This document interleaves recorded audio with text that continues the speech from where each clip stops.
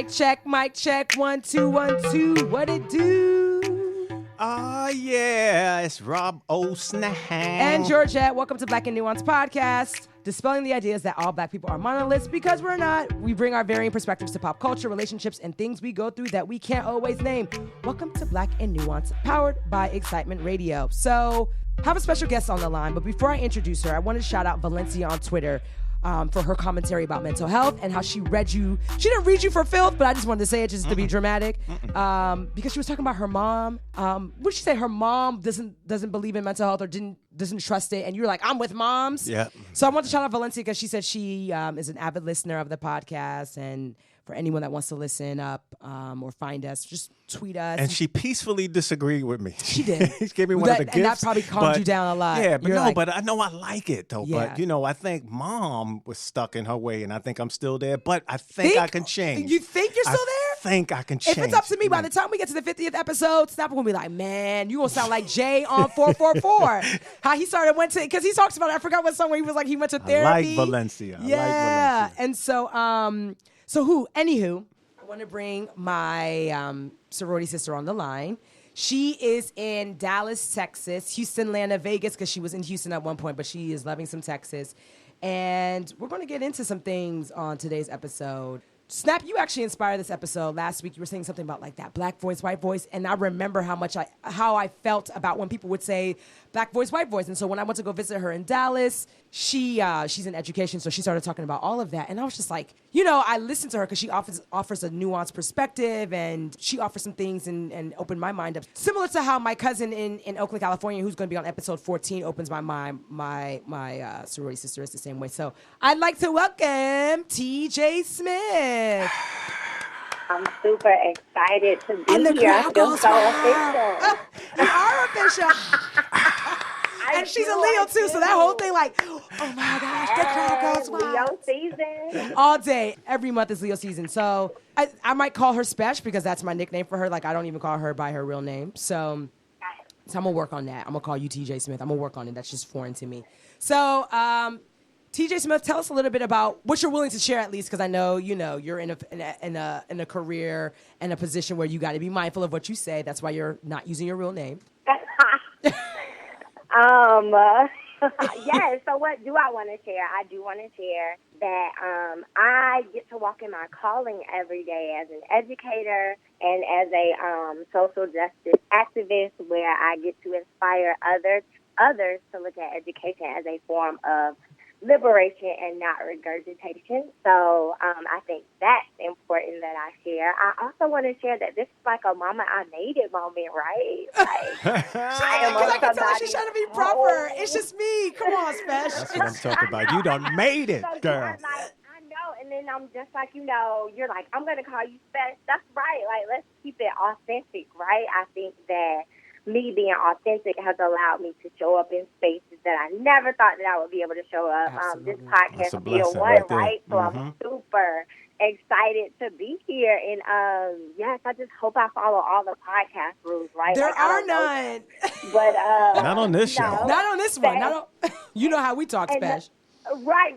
And I feel like the great thing about our relationship, right, is that I definitely, listen to your feedback, right? It's only so many people on this earth that can call me out, and you are one of them. And she said on this earth, not on this right, on the whole earth. Right, okay? I'm the same way. We're the same way. God-given earth. You can count on one hand how many people those are. Right. Yeah. So, if I break any of the podcast etiquette or, just say some inappropriate things, I trust your judgment. But I'm super excited to be here. It's nice to meet you virtually. You as well, Mrs. Smith. She's not a Mrs. She's not a Mrs. She just... Yes, let's put it out there for the listeners. She is TJ Smith. Yes, ready, single, ready to mingle. There we go. Okay. Yes. Mingling in Dallas. Right. So let's get this conversation Yes. started. So Spesh, the way I speak to you, unfiltered and raw, with my choice words, that's exactly how we are on this podcast. So my goal is for guests to just come as they are, opinionated as fuck. Right? Like I felt like I had to say that hard, like Issa Rae does on her character in Insecure. Yes. and just your truth, your honesty. And so before we get to the main topic, I just want to throw it because you brought me to this apartment complex, but it was a big thing, and I don't know if it's still a big thing because you're in Dallas.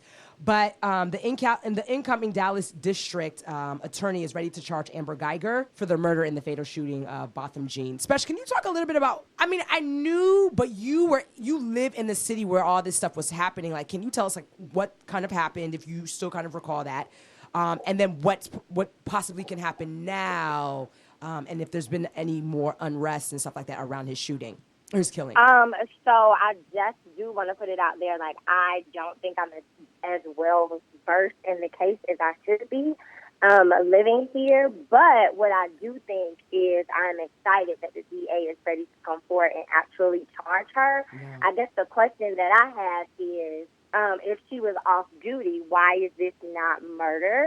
Just like if I walked into my neighbor's apartment and, like, shot them, right? Like, why is this different? Because she was an off-duty cop, but I definitely think that shows, some of the insight of the systemic things that are in the way and how race impacts our lives every day, all day, no matter, if we want to name it or not. As far as what's been going on in the city, one thing that I can appreciate here in Dallas is that they are not letting the uproar or, like, the tension that this case needs fizzle out.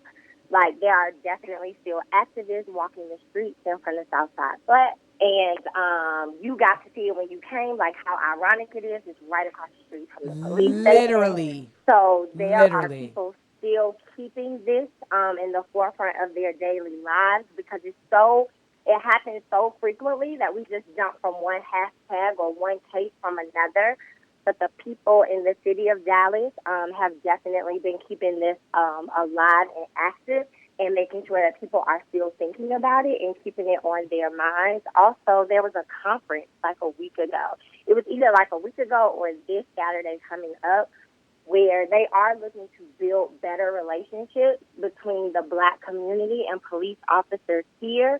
And what they are doing is they are asking parents who have been, their children have been, killed by police officers to come and talk to the audience so that people can make connections. Because, sometimes when we see things on TV, it's just like, oh, it's not me, it's not my family type thing, but bringing voices to the families of the victims so that you can make a connection and so that more people will be active in the city. And I didn't mean to put you on the spot, Special, so I'll read a little bit about the article. But the district attorney-elect, John Cruzat, yes, he got elected, and he beat Republican incumbent Faith Johnson. Basically, it dates back to God. This happened in September. Special. It seems like it happened. Man, time flies. So on September 6th is when Geiger entered Jean's apartment, allegedly believing it was her own. And reports state that the 30-year-old Dallas police officer entered it by accident. She was charged with manslaughter, so I think that was the biggest uproar, right? Because she wasn't charged with murder. But I'm sure it would have looked different if the color of her skin was different. You wanted to say something, Sam? Okay, so my mom is a retired New York City police detective. Okay, yep. And what I can tell you is the police force from 30 years ago to what's going on today, a lot has changed. And believe it or not, a lot has gotten better. The reason we see a lot of these cop killings of young black men or unarmed black men is because of the social media boom. But it's always been happening. But now that we have this social media boom, you could actually see it. You can catch it now. Remember, the first one we saw was Rodney King getting that ass whoop on the expressway. And that was on like a VHS. We was like, damn. But even in that situation, remember how he got paid, but every one of those cops got off. All right? Yep. And so what I know in the police force, there is a brotherhood. Right. Whether you are male or female, there is a brotherhood, and they will protect their own. Even if it's all bad, right? Yeah. And example after example, the Fruitvale Station cop who killed that boy. Yeah, I got to see that movie. Never did any time.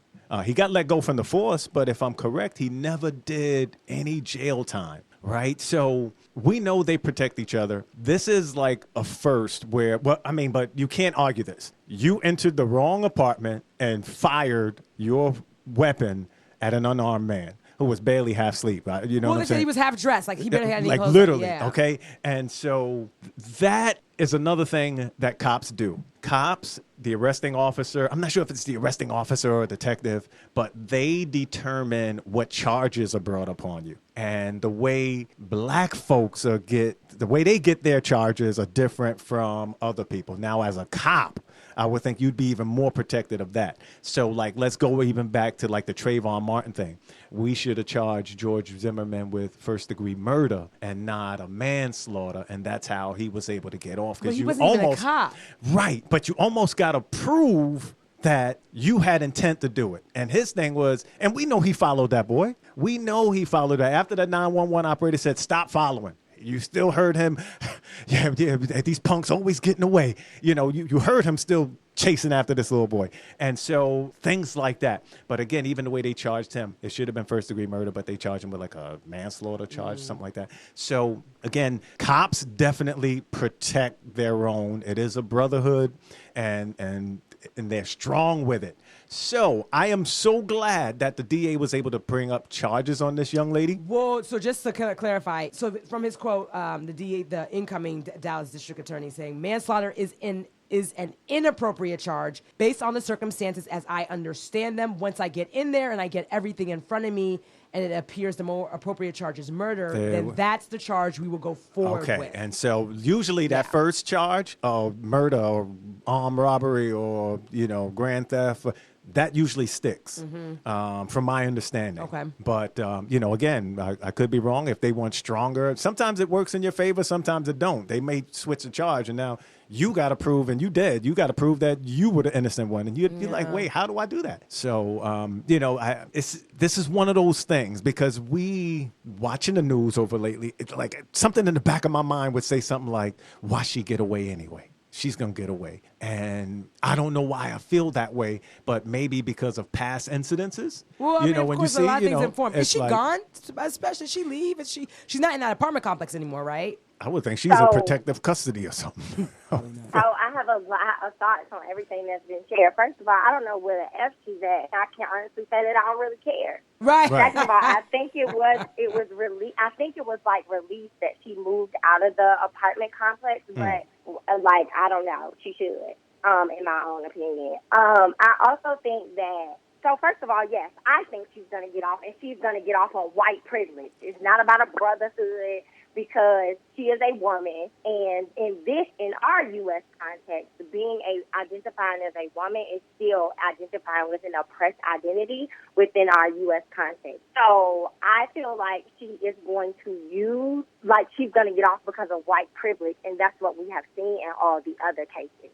I also think that the DA is the one, I think, that gets to decide what type of charge she gets. And I just remember in the Trayvon Martin case, they brought up the fact of, the DA did not charge him with something, because I think they charged him with manslaughter because they knew that according to the official definition that they give the jurors of what manslaughter means, they knew that what he did wouldn't align with that, and they would have to find him not guilty, right? So, there are these definitions of murder versus manslaughter, and they give those to the jury, and the jury has to decide by those legal definitions, not by, what you and I kind of think what murder or manslaughter and all that goodness, what it looks like. There we go. So I think that I am hoping, as a citizen of Dallas, that the DA does look at it and decide what's going to stick, what is going to get her a conviction. Because it may be manslaughter according to the facts of the case versus it may be murder. But what is going to stick to get a conviction once they put that legal definition in front of the jurors? And that's what's so weird to me, right? Because we're talking about what charge should she face when clearly she's a murderer. This man is not living today. So why is there an argument? Why isn't it? It doesn't matter if you were on or off duty. And we do know that plays a role in it. Because if you're on duty and you shoot somebody, you definitely get away. You definitely get away. So her being off duty, she's still a public servant of, the state. So, again, I don't think whether she was on or off duty plays a role. I just think the fact that you were able to walk into your, and this is what I questioned myself the very first day. Did you use your key to get into this man's apartment, or did you just walk right in? Well, no, but there was also, and we'll wrap this up, but there was also commentary from like alleged neighbors that she actually knew him, right? And so that opened up a different lens. I didn't hear all of that. Yeah. See? Yeah. They were adding that part in. So like it wasn't on some like she entered. I think it was like, I don't know if they were arguing or if they were dating or some shit. It was some crazy shit. So it just offered a lens that she possibly actually knew him. Just I can't even imagine having her name and trying to go somewhere else and people not look your shit up, because when you look for a house or an apartment they have to run your shit. And so now that throws another twist in it, because if they did have some kind of something together, I know she gonna get off. We'll It's see. like, yeah. We'll definitely see. So I wanted to throw that in there because I know my special's in Dallas, and when I saw that come up, I was like, oh yeah, we have to at least mention this. Wow. Before going in. You got any other thoughts, TJ Smith? Yes. So I definitely love participating in conversations that makes me want to consult, as my grandmother would say, the Google afterwards. Perfect. Because I definitely feel like, there are,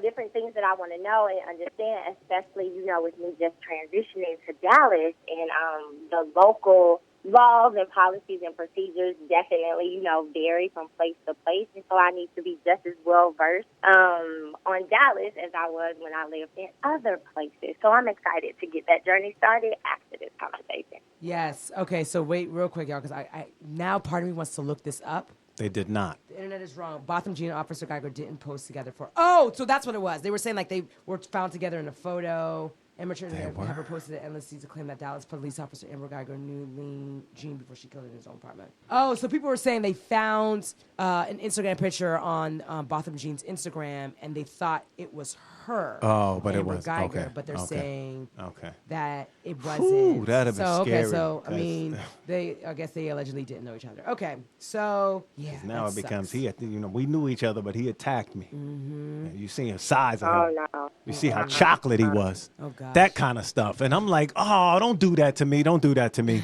and next thing you know, I'm watching like really no time at all. And so I hope the DA, and thank you for correcting me on this, I hope the DA finds it in their heart to file the right charges, whatever charges it may be, because this woman killed this man. He was unarmed in his place. You don't get any better than that, so. You do. I think we talked about this, Special. You do, as black and brown people, you're told do all these things, right? Right. To not get killed. Right. He had a great job, great apartment, like luxury, all these quote unquote possessions of the world, material possessions, and yet this man still got killed. Yep. Yeah. So going into some lighthearted stuff, this whole thing, an idea surrounding, you talk black, you talk white, black voice, white voice. And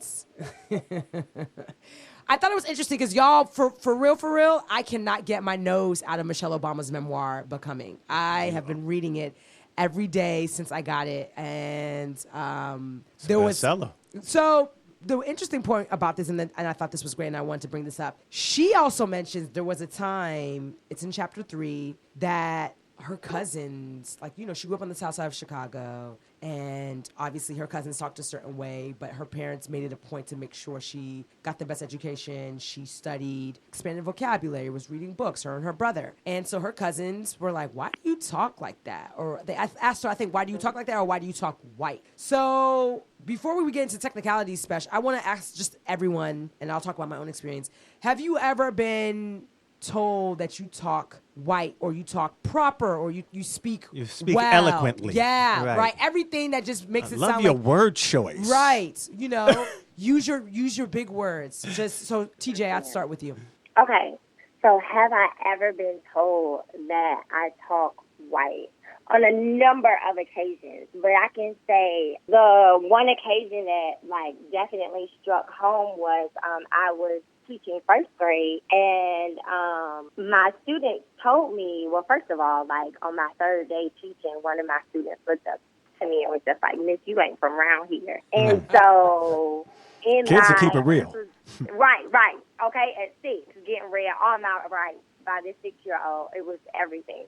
And so in my classroom, I created a space now I know it's called a community circle, but just in the morning, we would have time just to, like, build relationships with each other. And, like, I let my kids know who I was as a person and got to know them as individuals. And they told me one day, they said, you know, it's okay if you talk white when you teach us, but when we go to recess, you can speak like us. And so it was then at that moment that my first graders, my 6-year-olds, articulated to me that they understood the art of code switching. And when we were growing up, remember it was called a time and a place, right, for you to talk this way or for you to act this way. And at that moment, I knew that we needed to continue to have conversations, because what I wasn't going to do as an educator was invalidate the language that they use with the people that they love. But I also was not going to take away teaching them the language of power to grant them access and opportunities in their future because of our U.S. context. But I say that looking back on my life, right, like I definitely mastered the art of code switching at a very young age. But I don't feel like I ever had somebody to stop and validate the language that I was using with the ones that I love, and teaching me how to use both of them so that I wouldn't be into, like, this monolithic thing of either tokenism, right, the black girl who made it, or, like, the black person who doesn't speak what we have normalized as correct English. I think that's interesting. Kids are smarter than the average bear without even realizing that. The fact Right. that they were like, I want to, like, can you speak like this when you're with us? But that's the double that we start with early. And so you see how the separation, how early it starts. So not only do we got white folk looking at us one way, but then we fight against each other on how we speak and sound. And I'll even throw, like, sometimes my places of judgment. Real quick, TJ, can you tell them what your background was for maybe to possibly give them perspective or context on what could have possibly led you to speak in quote unquote what someone may deem as white voice? So, like, in that moment with my first graders, or just, like, in life? In life, yeah, your education in life, yeah, like school, college, okay, degrees. Yep, absolutely. So, I grew up in a neighborhood in Norfolk, Virginia, that was labeled as the hood, for lack of a better word. And growing up, I had an opportunity in elementary school. I'll never forget. I did not go to my neighborhood school. I was bused across the town to another elementary because of, like, my test scores. And because I went to another type of elementary, I was very aware that, number one, I was being separated from my friends that I grew up with, right? And I went to a different school and had to act a different way. And then when I got to high school, like, all of the neighborhoods came back together. And again, like you said, my friends that I caught the bus with, we spoke what people would call ebonics, but now has been recognized as AAVE, African American Vernacular English. Versus when I got in school, I was in AP classes and had to present a certain way and talk a different way.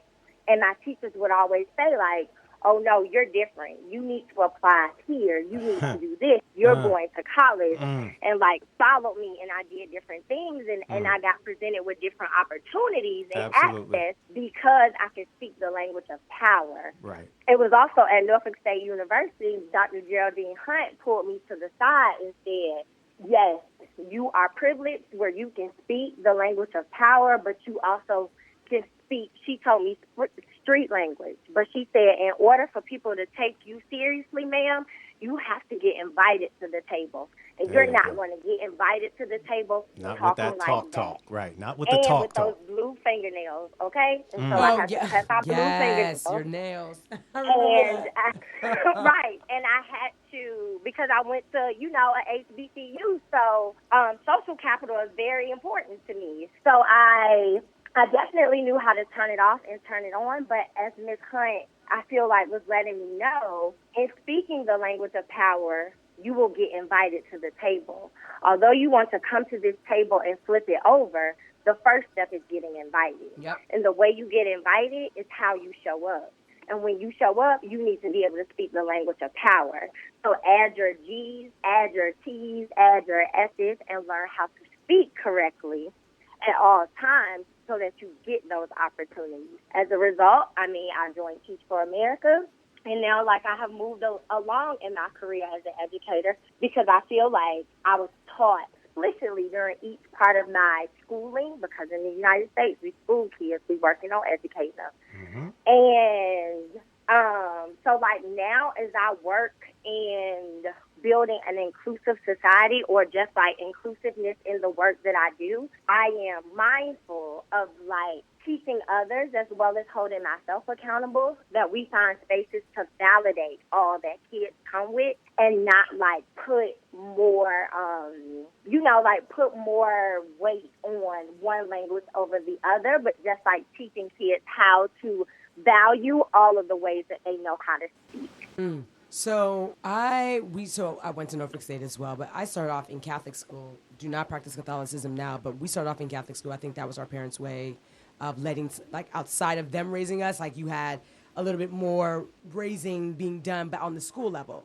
And spelling bees, I was just a super cerebral kid. I always believed in proper grammar and punctuation and spelling and English because that's how I was taught. From there, went to high school. High school was high school. That that never really happened with me, special as far as, like, the conversation that the woman had with you in college. Because I think by the time, I know what it was. I had hooked on phonics. In first grade. But I don't think people realize, like, the hooked on phonics actually made me a spelling grammar snob. And so when people would misspell things, it made me cringe. When I would see things grammatically wrong, it made me cringe. And I was just like, what is that? Like, why are they not putting their periods? Why are they doing space, space, space, period, right? Like, when I see Cardi B speak, if I was, again, sitting on the place of judgment, sometimes I look at what she types out on Instagram. I'm like, ooh, cringe, cringe, cringe, right? But if we're going back to what TJ said, it's AAVE, like, people can make fun of a Cardi B or other artists that may not speak what could be deemed as, what is it, the King's, is it King's English? The King's language. That's right. Remember, we were not sat down and taught how to speak this language. We had to pick it up as other people were communicating with one another, okay? Remember, like, those of us who identify as descendants of the African diaspora, we were not good enough to speak the King's language. They spoke that with one another. We were never taught how to speak their language. We had to catch up as they spoke to one another. Mm-hmm. And so, but it was also navigating that space, right? So when I got older, I went to college, I went to grad school as well. I was already speaking this way, but I always knew, and I didn't know. In our minds, like, I love that how nuanced we are as a Black and brown community. I love us because code switching was just something that we didn't think about. We didn't call it code switching. We just knew if I was here, this is how I spoke. If I answered the phone in a business or I was working somewhere, my voice changed, right? I spoke a certain way. But when I was with whoever, I'd be like, oh, child, Negro, please. Like, are you being serious, right? Like, it's just, you kind of gauged what environment you were around, how you were going to speak. And so I didn't realize, it used to anger me being called when someone would say, like, oh, you talk white. I literally had, at my other part-time job in retail, this girl was a Black girl too. She was like, oh my gosh, you talk so proper. And I just smiled. I was like, oh, I can't wait to have this episode. Like, it just, because it was interesting that she even felt that way and to say that. And so, again, not understanding where people are coming from, I just didn't see it as Black voice, white voice, but it's a real thing. I forgot what the movie was that Amari Hardwick did. And just recently came out, early 2018. Right, where they turned them into a horse. Yes, the phone operator. Damn. It was like that whole thing. Anywho, but that's... Thank you for no thank... Damn, what was the movie? Something. I'm going to find out the name of it. But, there you go. Snap, did you ever have to navigate that Absolutely. And again, I didn't have the honor of going to an HBCU. I went to 3 different, just regular colleges, I guess. But what I learned... PWIs. Okay, there we go. Oh, predominantly white institutions. There we go. Yeah. And so, because, again, growing up, moms were strict on me. Pops, he wasn't around, and when he showed up to kick ass, and so he didn't really show. But what I do give her a lot of credit for was she would stay up countless amounts of nights, making sure I got that homework right, making sure this was right, making sure I knew how to spell. What's the movie? The movie is called Sorry to Bother You. Sorry we to were bother so you. fucking I'm off. like, thank you to thank you. Yes, sorry to bother you. Yes. But I was that dude, and again, so it was me and my brother, my mom, then my aunt and her children, and we all stayed in this 2-family house with an extended basement kind of thing, right? And so we all grew up doing things together. We all grew up learning with each other. So there was no, all right, you gonna talk this way, but you gonna talk this way. No, we all competed in like spelling bees. We yep. always was trying to get on a roll. And it was tough for me because I was like, man, well, I'm doing this bullshit, this for girls kind of shit. But I didn't know at the time, this is key to your success. What she was this is key prepping to for. you, right? So, and again, so even when, when I first came down to South Florida, oh man. And so I didn't understand the whole North and South thing and the way people from the North think about people from the South and vice versa. And so the way the speech differed was like, immediately, as soon as I opened my mouth, they knew I wasn't from here. Yep, same. Immediately, right? And There was some pride that I wore in that, though. I still wear it. And so, right, but then it was like to listen to some of the things. It was like, damn, what does that mean, right? And so, like, it was just weird at first. Because again, I had to ask people to slow down when they spoke to me. And when you're from up north, I speak fast. I used to speak blah, blah, blah, blah, blah. So, but the way the pronunciation was going through these words, I was like, I didn't understand them.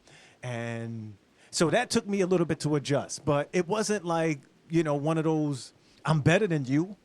No, it was, that's just your talk. That was what you grew up around. That was your environment. So what was cool to you growing up, and on my side was like, nah, that ain't cool, right? So like I never grew up with the finna. Like, I finna, I'm going across the street. Like, no, like, how do you say street, but you spell it with a T? It's like, so things like that. It was like, I get it, but on the next level, you not going to get it.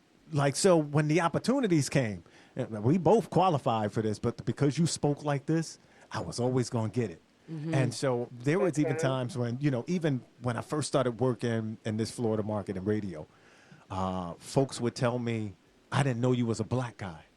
And I'm like, why? Well, because of how you spoke. And so, right.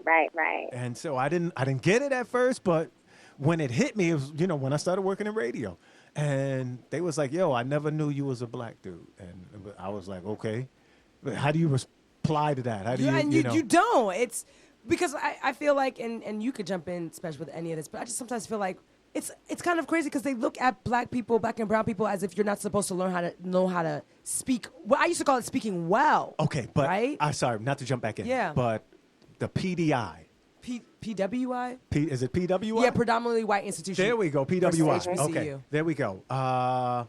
What I've learned was a lot of those folks only saw black folk or what they know of black folk painted through media, what they saw on TV. Absolutely. So absolutely, them meeting me, that was that same reaction. Oh my God, I can't believe that you are so smart. I can't believe that you actually raise your hand to participate. I can't believe you don't have gold teeth in your mouth and your teeth are missing. Like those things. Like I was like, how? That's not us. But it's the picture painted. We're uneducated. We can't speak. Mm-hmm. And so when they do meet you for the first time, it's like that culture shock. And I think we all get it in some way or another to an extent. But exactly. So when you were speaking, TJ, I knew exactly when you hit it on the nail with that. You are so proper. Like, it's like, really? Like, you like, do you get offended? Do you just kind of let that slide? It's interesting. It ate at me a little bit. Here's the thing. So back in the day, so I'm going to be honest, like as I look at my evolution of my self-awareness and me being young, in high school and especially when it was around the time for me to get scholarships, right, I definitely took it as a badge of honor because it was just like, oh, you speak so well, and like we appreciate your name, and just little comments like that. Right. Because I was a teenager, I was a child, I was looking for affirmation from adults, not just at that time race has always been at the forefront of my mind, but like I just wasn't equating it to that. But as I grow in my self-awareness, right, and now when people make those comments, I I ask them the questions because there are two systems in place in this country, a system of whiteness and a system of anti-blackness, where you don't expect me to be able to talk like this because of how I am racialized. Right. And so when I ask you, well, why is it that you feel like you need to make the comment of, like, you speak so proper, people are now starting to think about their socialization. And like you said, Snap, right? It is rooted in what you know about Black people based on what the media has perpetrated, what you have chosen to believe, and your lack of experiences. Absolutely. Because I know plenty of Black people who have linguistic capital and know how to speak in different ways. Linguistic capital. You see it. That's Yes, the episode so if title, you Special. Right, because that right there is rooted in that system of, like, whiteness. Because, like, you aren't white, so you shouldn't be able to sound like this or have access to this type of language. And I didn't That's understand not what I Right. affiliate with you. Right. And then, so, like, now I'm not offended, but I'm also in a position where I begin to ask questions as to, like, oh, well, what makes you say that? Or why do you think that way? So that we can begin to unpack your socialization about what you believe about Black people. And see, because, like, that is important, and the true change is not going to come systemically. It's going to come from building individual people's self-awareness. And so, like, there's going to come a day, like, I may be okay to say, like, well, why do you think that, right? And so the next time this person goes to open their mouth to another person of color and say, oh, my God, you speak so proper, hopefully they will think about me asking them, well, why do you think that way, and close their mouth. And TJ, you took it to a whole nother level because, again, I never thought to ask the question. Yeah. Never thought to say. But you're also not thinking it's a thing, right? Right. You're going off of how you were raised. You're just like, this is how you speak. Right. And so when you saw other people, I know for me, when I saw other people not speak as well or write as well or spell things as well, it was just like, oh. Yeah. Right. I remember my aunt threatened to beat that ass one time because I had a little Jamaican friend that lived like 2 houses down or whatever. And I think one day I came in, talking that ting, like, and she do it again. And I was like, why was she so mad? I didn't understand why she was so mad. But I get it now, you know what I mean? And it's like, but the way you separate, it's like you're not qualified to do that. I didn't understand they that. call out foreigners. I mean, with my parents being foreigners, there is an automatic film put just on. Because you have this accent, yep. you are not qualified to do. And I didn't understand that until, again, I kicked it with a brother who's in my career field as of right now, and we were just going through some things, and I'm like, man, you good at this. Why don't they call you to do this? And it's like, because I don't think they think I'm good enough, or they told me because my accent is so heavy, I wouldn't sound good on this. And I'm like, wow, okay. But yeah, and it's unfortunate because, TJ, we do, again, I said it earlier, not only do we have to fight the stereotype on the other side, but when it comes in-house to us, it's even, and we do it to each other more than anything. We criticize each other more. We be the first ones to throw each other under the bus, and I never got it. And, speaking to a brother a couple episodes ago, again, it's just we need more love in our community. And I don't know how it starts. I don't know where it comes from. But I'm not saying that you talk improper and you're a bad person. I'm not saying that I talk proper and I'm a good person. I'm just saying we need to meet halfway somewhere to where we could all accept whatever it is that we accept from each other. Because, again, you could talk like that, but you could be the coolest mother effer in the world. And you could talk like this, but you such a bitch, I don't want to be around you. Like, so, so, again, I think it's always in the individual, but collectively, if we, again, started to have these dialogue conversations and get to, because it starts in our community, right? At the end of the day, when a white person says to me, you speak proper, or I didn't know you speak that clearly, I never thought to ask the question. But when Black people said it to me, like, I'd be like, yo, man, fuck out of here. What are you talking about? I'm more offended if a white person says it to me. See, I'm more offended. And I don't know where I get that from. Because, again, when a white person said it to me, again, taking TJ's initial platform. That's a compliment. Or like a badge of honor, she said. But then, right, there we go. But then when you ask me why, I'm like, we do the same shit. You can go to the same classes I go to. We grew up the same area. You could talk the same way, but you chose to do this. And so, you know, I get it, but yeah, this is deep. You know, again, this is one of those doors we got to open. And I'm glad you opened this dialogue, because there's a lot of us. See, there you go again. But there's a lot of us Right. be on that shit. But that's the thing. So, like, Snap, I appreciate you saying, like, you know, we have to create these spaces where we stop doing it to one another, because that is called internalized oppression. And so when we are sitting here invalidating one another, number one, that was a mindset that was taught to us. Number Absolutely. two, I don't know if you all have, well, Spence, I know you have, or Snap, if you have ever read the Willie Lynch letter, and there is a debate out there about, like, versus if it's real or if it's fake, but I stand in a place where somebody wrote it, and those mindsets still exist within the Black community today. And so we were taught to be put against one another, right? Like, not necessarily be in the place to validate one another. But like W.E.B. Du Bois said, it is the responsibility of the talented 10th, and I count myself as the talented 10th, right? Like, I was afforded an opportunity to get in education and to begin to learn and understand things, that we create these spaces where we can have these conversations with one another, and we can begin to question, well, why do I feel some type of way when a white person says this versus when, you know, somebody who looks like me says this, right? And I can begin to unpack my socialization and see, you know, where am I operating from the white is right complex? Because that's internalized oppression. What do I need to unpack personally so that I can be able to, number one, be a willing participant in this conversation? Because, come on, there's some of us out there that don't even want to talk about it. Absolutely. Then there's some of us that are in denial, right? Absolutely. Like, there's no systemic issues. You need to pull yourself up from the bootstraps, just like I did. I almost said something. Say it with your chest out.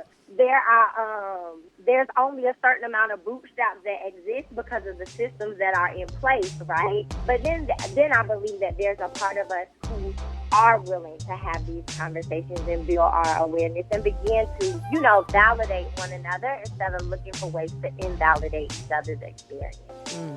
Okay. I love that. I want to, before we get out of here, I want to get into all of the things. Unless, Snap, you had something else to say. No, that's a whole complex. I know, like, the ghetto versus bougie. We had whole, to, you know, because we got ghetto in our community, and then we got bougie in our community. But I gotta, because I love what she said to end it on that. Like, that TJ Smith. So all of the things, it actually was inspired by TJ Smith, my special. The podcast was actually going to be called All of the Things. And I was like, wait, no, I don't think anybody would get that. So I was like, I'm going to make it a segment. And so all of the things, Special, do you want to quickly just describe, like, I always say it's something heavy, lighthearted, things we can't always name. But all of the things was really, she and I would basically talk every day about our personal shit with people in our lives that we were dealing with, or just things like in our career, or just moments that we were having. And she would always say, when she couldn't talk about it, what would you always say, Special? It's all of the things, like, right? Like, there are, and it's just so many things and so many categories that I just felt like whenever I would text Bess or just, like, say all of the things, right? Like, she knew all of the categories, or just, like I can't even ask her too many questions, because she's like, my mental beings are just trying to process all of these things. Yes. And so I actually wanted to switch it up and do like a wild card for all of the things. I had something in there, but I was like, that's too serious. I want to end it on kind of a lighter note. And it literally, what the hell was in my mind? Shit! I should have wrote it down. It literally came to mind as you and her were talking on what I want to talk about. Let me think. It wasn't about the teens and the tampons, was it? No, but I remember seeing. That. Oh, did you hear about that in Indonesia? Girls are getting high, or people like millennials are getting high off of tampon juice, like putting the tampon in juice. I mean, boiling it, and they're drinking drink it. the juice. That's nasty. No, man. They are doing it. Yes, they are in Indonesia. You know what? Yeah. See, that's what you owe for that shit. Used tampons. They are used. Yeah, but I forgot. But we're probably gonna get more into it because I put the article in to talk about it for next week. But They're saying there's something in the toxins of the tampons being made that gives them like a euphoric high. It's fucking disgusting, but yep. But that's not all of the things that I wanted to talk about. But it's okay. No, but it's true. Yes, it's that's a prelude to next week. I know, right? When you think about it, I think it was something along the lines of dealing with someone or when you're around someone that doesn't like you as much as you like them. You know that what that was inspired by. So, by the way, that wasn't my original thought, but if y'all want to roll with it, we can roll with it. Y'all want to roll with that? And I can roll with it. Okay, cool. Okay. So, all of the things, wild card, hanging out with someone that doesn't like you as much as you like them, whoever that may be for you. It could be same sex, opposite sex, gender binary. I mean, listen, all of the things. Right? See that? There it goes, all of the things. Okay, so who wants to kick this off real quick? Special, you want to kick this off since you're our guest? Sure.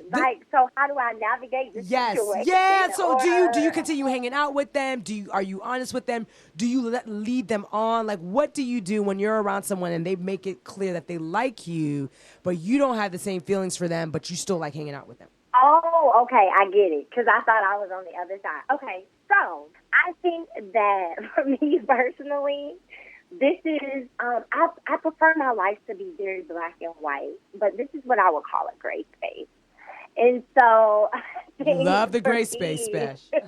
No, I don't. The gray space is my dating life, but that's a different episode. I think, the best thing to do is just to be honest. And the older I get, the more I value time. And so it's just about like letting that person know, look, you are super cool and you are everything that I would want in a potential like hangout partner or like a friend, but like I don't see this going anywhere romantically, but I would still like enjoy. I would like to I still like enjoy hanging out with you, but yeah, I don't really see us going anywhere. And what's so funny is that like, are you dealing with something like that now? On the so look, I was about to say I can say it right now on this podcast, but it's probably somebody that I need to say that to. And I ain't going to be able to say it this week. But, hold me accountable. I might be able to say it next week. But I don't want to hurt that person's feelings. But I also think that person would, like, prioritize, like, me being honest with them rather than, like, me hurting their feelings. But, yes, that's what I would want to believe I would do. But in being honest, like, I need to say that to somebody soon. Okay. Snap. I hope he's not listening. No, right. I hope he's not listening either. Don't. No, but I get it. And so I was in similar situations like that. I think I have a very outgoing personality. And so I see it as two ways. Like you could have this great energy. And because certain people don't have that great energy, now they hating on you. Or it's not so much hating on you, but they side talking, under their mouth type shit. And you like, whatever. So again, at the end of the day, I'm on some kill 'em with kindness shit. Like, I don't care what kind of attitude because your energy is not going to take away from what I got going on. Now, on the other side of that, right? Having someone hang around that liked you. Now, this has been for a long time because, I've been in a relationship for a really long time. But there were times where I was an opportunist. And what I mean by that was I knew that so-and-so liked me.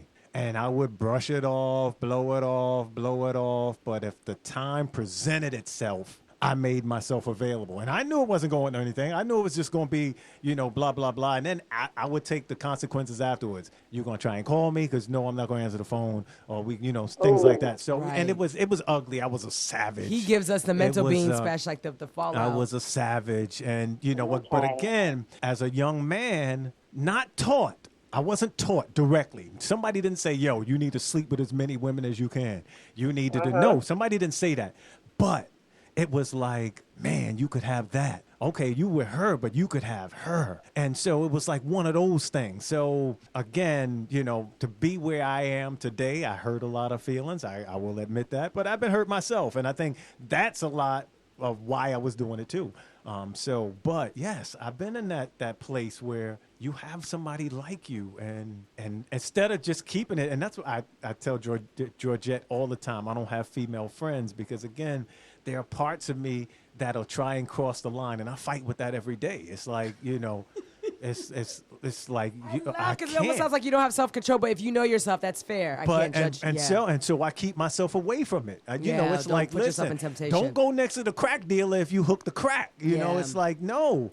So I know where to stay away from. You know, I'm not even going to go in that neighborhood no more. Hence, I don't even do strip clubs no more because, again, it'll just be that one lap dance where I'm saying, so what's that phone number? Like, you know what I mean? And I know she don't care about me. All she care about is that $5-10 that I'm about to give her for this lap dance. But, again, trying to take it to the next you level. want Like, me? yeah, like, Ooh, baby, you want me? and you smell so good. I'm going home smelling like you.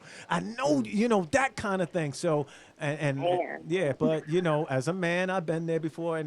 But I'm glad she said it, too, because we always see men as dogs and, you know, but women do it, too. And I'm not knocking anybody. I'm not knocking male or women. But, you know, there's a point where women totally have control over every man's action.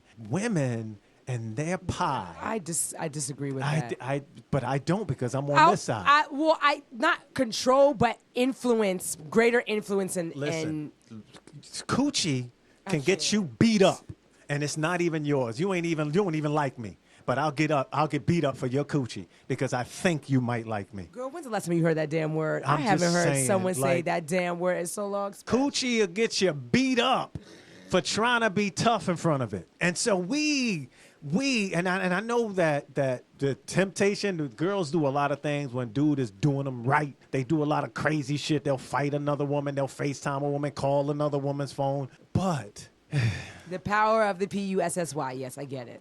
And so we tend to do dumb shit. We tend to do, and you know, and sometimes in our heart we want to be faithful. We be like, oh girl, I ain't never gonna do it again. And then you put yourself in that same dumbass position to be an opportunist.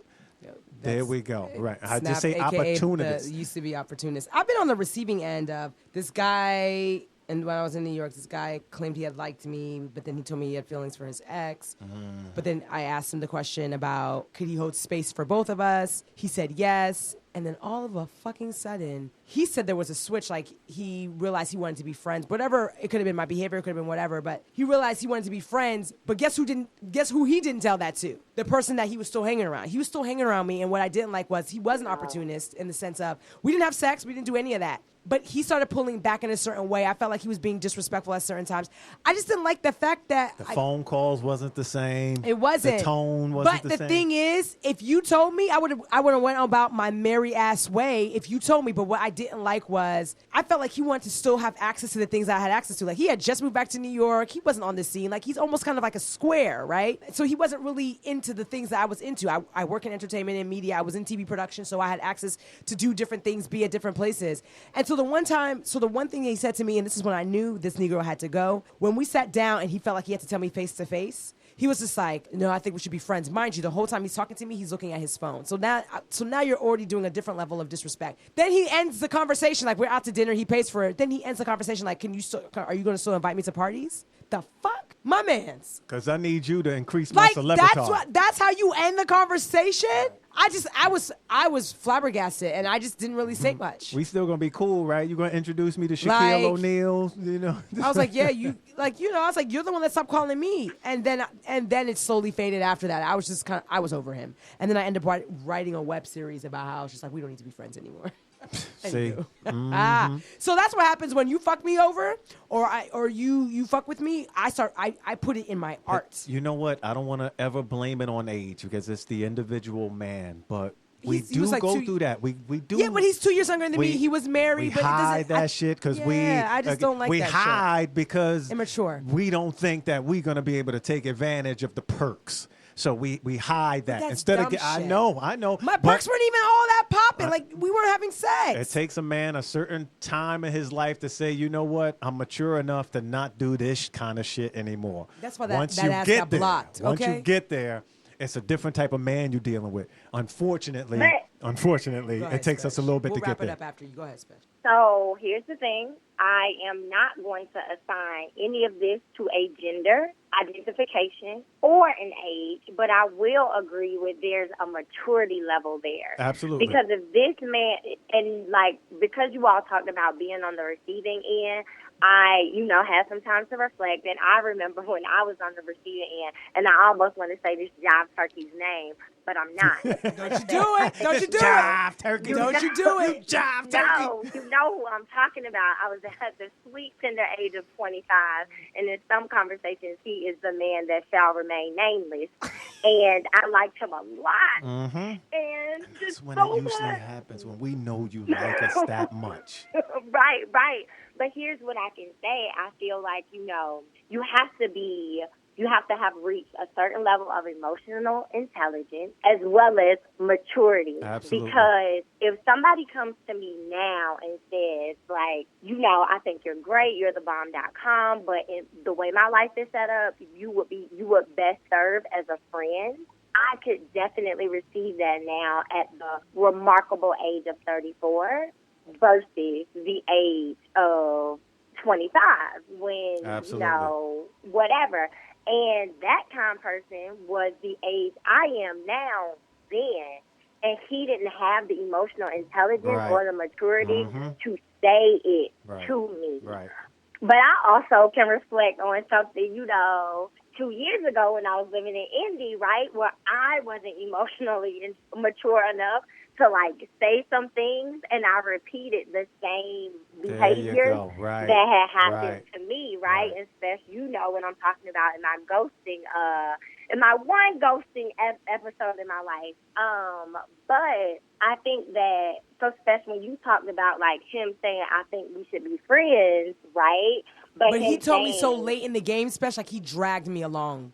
But no, I'm just talking about, like, in that moment, right? So when he said, can we be friends? Well, no, I just want to be your friend and still ask you, like, but can you invite me to the party? Why was that wrong if that's something that you wanted? I mean, if that's something that you do with any other friend. So, okay, the reason why that was fucked up to me, especially, is because I felt like he went in this roundabout way of telling me that he felt like, well, he was the super quote unquote, and labeling this only because this is what he felt and this is what he said when we finally kind of ended our communication. He's the super chivalrous man and felt like, he really believed in gender roles, and he felt like I was undermining chivalry when we finally talked about it, like, way after this conversation. So to rewind, I felt like that was an undercut. So you basically were treating me, at least some of your actions and behaviors made it seem like you still liked me and this was going somewhere. And then